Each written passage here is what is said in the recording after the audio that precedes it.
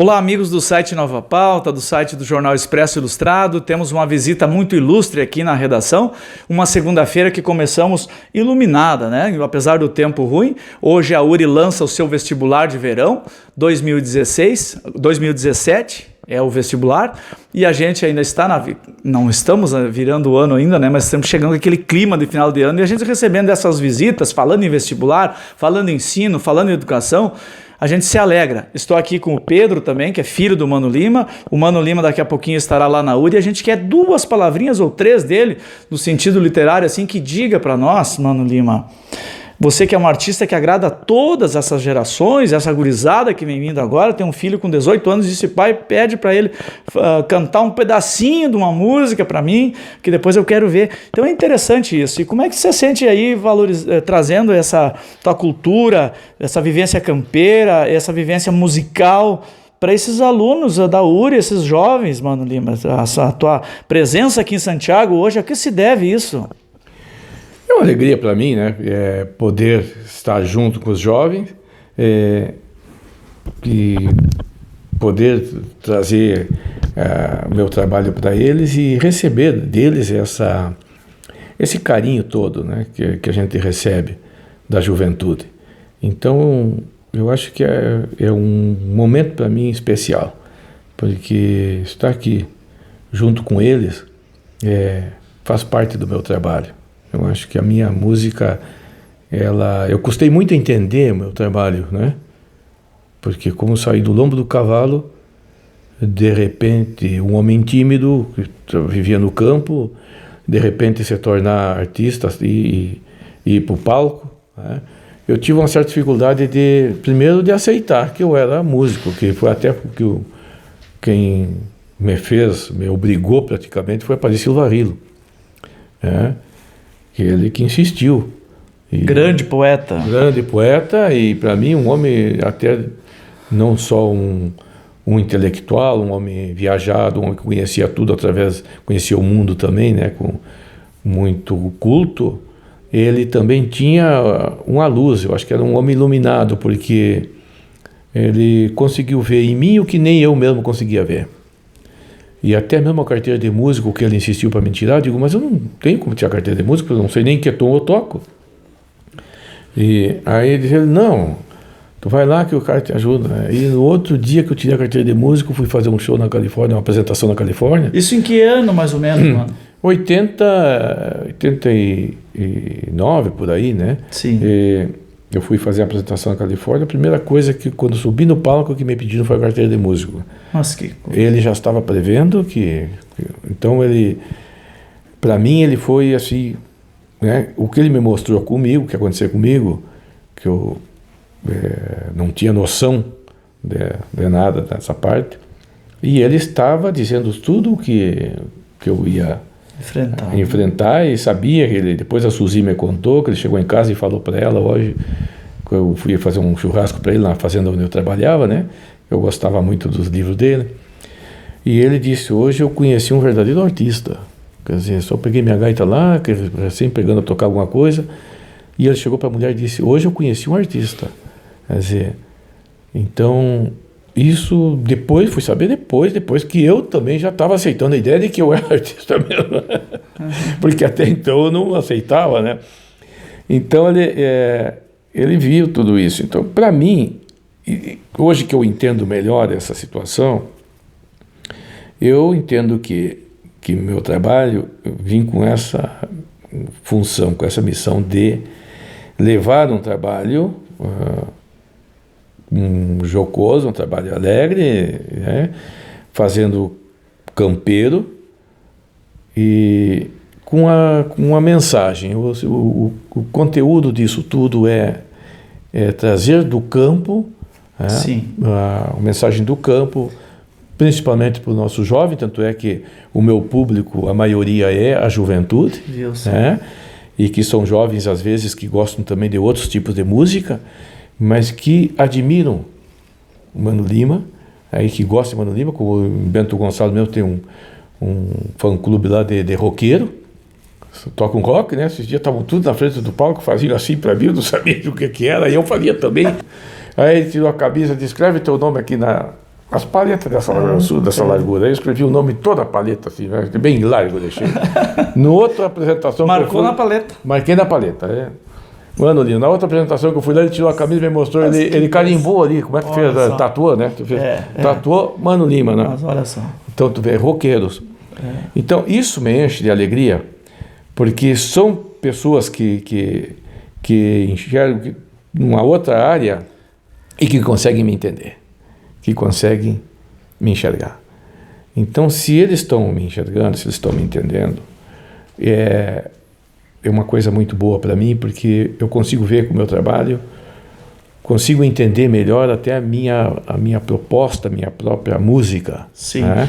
E o fato, mano, de hoje você é um símbolo gaúcho, já destacado por revistas famosas. Pensou no gaúcho, pensou em Mano Lima. Isso aí eu acho que deve ser uma emoção também medonha, né? Em função de tudo que tu prega, o que tu trabalha, e diz também que nós temos uma cultura própria. Sempre a gente está lendo, e quando te vê tu cantar e declamar, sempre está frisando que nós temos essa cultura própria e não precisamos da dos outros. Não é que não precisa dos outros, claro que a gente quer, mas por que os outros não pegam a nossa também, né? Então eu sinto que isso é um sentimento teu. A gente, na verdade, não é o caso de precisar ou não, o de não precisar, né? Que só nós vamos entender a cultura dos outros quando nós souber a nossa própria. E nós temos essa capacidade, porque sempre digo, eu aprendi bastante coisas de história com o próprio Rilo mesmo. Ele dizia para mim, ele não era um homem campeiro e ele não tinha pretensão de ser campeiro. Então nós viajávamos junto, que logo eu comecei a dar com o Zanguera, e ele dizia, o que tu sabe de campo, tu passa para mim. E o que eu sei de história, eu passo para ti. Então eu aprendi muito sobre história com ele. Então, e a gente sabe que o nosso estado, ele não foi herdado, ele foi conquistado, né? Foi conquistado a pata de cavalo, com a coragem do rio-grandense e com a fibra da mulher gaúcha. Sim. Que muito pouco se fala, mas a mulher gaúcha tem uma participação muito grande na nossa história, sim, né? Então toda a história está ali, ela presente. E a nossa história é muito bonita. E eu fico chateado quando vejo isso ser soterrado, ser apagado, né? Para que o jovem não conheça, porque o verdadeiro herdeiro da nossa história são os jovens, sim, são os que vêm atrás. E eles parecem que puxam para que eles não saibam. Eu até lutei uma época e votei numa época num governador que era meu amigo e tal, para mim tentar chegar nele e pedir para que dessem mais a nossa história, para que fosse dado nos livros colegial, né, para que o aluno soubesse da nossa história, porque a dona Isa, que era minha professora, Bororé, ela dava por conta dela a história do Brasil. Sim. Mas aquilo não estava previsto para o professor. Não, o currículo não tem isso aí. Então, isso que eu gostaria que tivesse no currículo, para que o nosso jovem soubesse da história dele, que é dele. Porque como que vamos cobrar uma coisa de uma pessoa que não teve informação? Porque a cabeça do ser humano, ela é feita de informação. Tudo que te passa é que tu vai aprender, principalmente na juventude.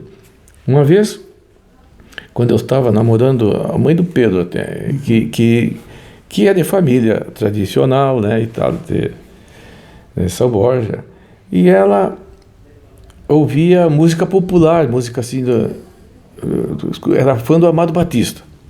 Aí, não que eu seja contra, eu também sou fã do Amado Batista, só que o Amado Batista a gente sabe que é um cantor popular. Sim. Né? E muito bom cantor. Sim.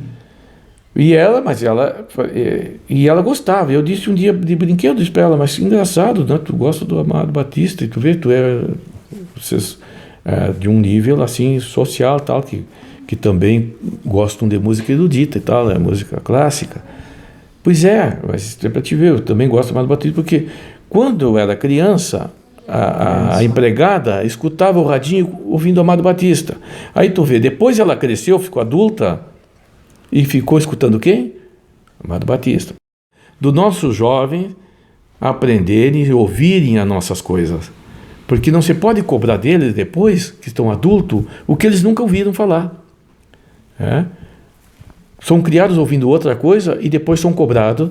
Assim é com o amor à pátria, assim é com o amor à família, assim é com as coisas. Tu não pode cobrar de um adolescente, por exemplo, na conduta moral, por exemplo. Tu não pode cobrar de um jovem que teve uma informação errada, que vê o pai chegar borracho batendo na mãe e que depois que vai ser grande, que vai ser adulto, ele possa ser uma boa pessoa. Ele até pode ser, mas por acaso, vamos supor, porque vai ter que ter muita força de vontade para poder passar por cima de tudo aquilo e tirar daquilo ainda as coisas boas. Porque, no geral, a tendência é que seja por outro caminho. Porque a informação que ele teve foi essa. Então, ele dificilmente vai poder ter uma boa formação com essa informação. Então, essa informação é importante.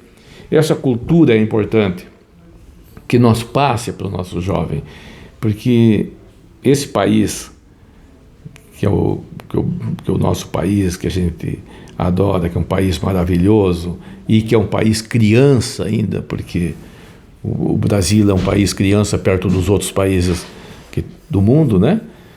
Ele é importante que ele cresça com seus filhos, nos braços de seus filhos, não nos estrangeiros. Porque a nossa tendência é ouvir os países mais antigos. Tu vê que você fala americano. Até o impeachment do presidente, que agora foram tirar, era impeachment, porque não vamos tirar fora, quer dizer, mas já é americano, né? Tudo você fala americano. Não que eu seja contra os Estados Unidos, não, um país maravilhoso. Mas se tem que copiar alguma coisa dos Estados Unidos, então vamos copiar a justiça, por exemplo, dos Estados Unidos. Copia o que dá certo. Sim, vamos copiar o que dá certo. Mas não vamos copiar essa comilança de cheeseburger que eles fazem, né? Não vamos copiar a língua deles que não tem porquê. Não vamos copiar as coisas que não há razão, que nos tira fora do nosso próprio eixo. Nós temos que criar, o Brasil precisa criar uma identidade, porque é um país novo e precisa criar uma identidade. Essa é a minha peleia, não só com os gaúchos, né? Com os gaúchinhos que procuram muito imitar a linguagem, o espanhol, que é uma língua bonita, que tem poesia nas próprias palavras, por exemplo... tem floreio, né? Que tem floreio, que a letra é floreada e a outra não é reta. Tu diz panuelo, por exemplo, já está feita a poesia, né? Aí lenço, em português é lenço não tem. Então, pouco sabe, né? Exatamente. Então, o espanhol é claro que é mais bonito para te falar sobre poeticamente, mas a nossa língua é português. E a mesma coisa que eu digo também, o sertanejo, quando se americana demais, entende? Eu não vejo razão para o rodeio de Barreto, por exemplo, ficar todo cauter. Verdade. É uma mídia que nós temos ali, não que eu seja contra os caras, pelo amor de Deus, são meus irmãos e eu, tudo que eu quero, eu só quero que junto nós lute mais pelo nosso país, porque nós só vamos valorizar, nós só vamos ser valorizados no momento em que nós começar a nos valorizar. Perfeito. Aí lá fora, por que o Nordeste conseguiu conquistar todo o país? Porque o Nordeste, a região nordestina se uniu. Então aí surgiu o Luiz Gonzaga, que ficou lá o ídolo, mas toda a região nordestina foi unida. A região sul não. A região sul, São Paulo está para um lado, Santa Catarina está para outro, Paraná está para outro e Rio Grande do Sul está para outro. Nós estamos tudo espedaçados, que nem os partidos, quando começam a criar 1001 partidos, perde a força. Se fosse 2, ganharia força. Então, se tiver união, tudo que tem união é mais fácil de ser mais forte. Quando tu vai arrancar um poste de cerca, que eu sempre cito isso como exemplo, tu primeiro balanceia ele para depois tu puxar para cima. Assim acontece com nós também, se nós perder a força. Vamos balançando e depois qualquer grito nos assusta e nos tira e nos bota a correr.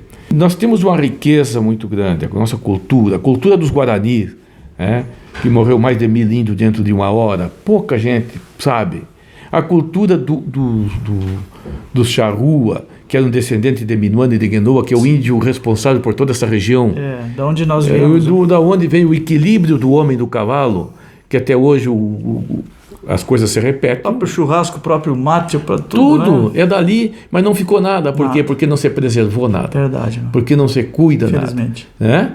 Então, se nós tivesse esse cuidado com nós mesmos, nós teríamos muito mais firmeza dentro de nós. E aí sim, nós poderíamos conhecer o mundo todo, porque nada nos levaria, nada iria nos arrastar, nada iria nos flochar, vamos dizer assim, porque nós tínhamos firmeza dentro de nós mesmos. Porque não adianta conhecer o mundo se não conhecer a linguagem da sua própria aldeia. Sim. Então, é nessa área é que eu luto, para que nós preserve as coisas que são nossas, que são pequenos detalhes, mas é nos pequenos detalhes é que estão as grandes construções. Porque assim como uma letra, uma palavra estraga uma letra, uma palavra enriquece uma letra. Assim são as coisas. São nos pequenos detalhes nossos que nós temos que preservar, que nós vamos nos identificar como dessa região. Como, por exemplo, montar cavalo. Cavalo existe em toda parte do mundo, mas nós temos a nossa maneira de montar. O cavalo campeia a volta para montar. Então isso eu peleio também com os nossos, que eu também sou criolista, também crio. Vamos cuidar dos criolistas que estão na mídia, vamos aproveitar essa mídia para divulgar as nossas coisas, levar em cima do cavalo crioulo o Rio Grande do Sul. Mas eu vi num remate lá em São Borja, que até sinto vergonha de dizer, o cara fazendo remate, tocando rock, os campeões numa fumaceira de gelo que era um desastre, e os cavaleiros escutando. Quer dizer, poxa, mas aí não tem fundamento. Vamos aproveitar para levar em cima desse cavalo a cultura do nosso estado, porque ele está na mídia.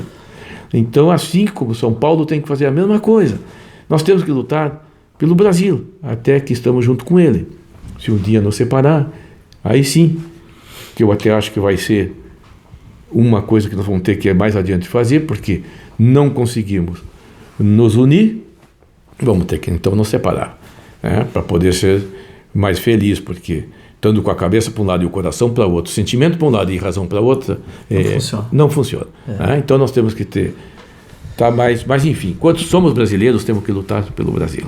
E estar aí, junto com essa juventude, levando a minha música para ele, e recebendo deles esse carinho, esse apoio que eu sempre recebo, é o mais importante que eu acho, porque o homem, eu sempre digo, nada mais é do que o reflexo das suas atitudes. Faça o bem e procure fazer o bem a todo mundo e seja feliz na plenitude.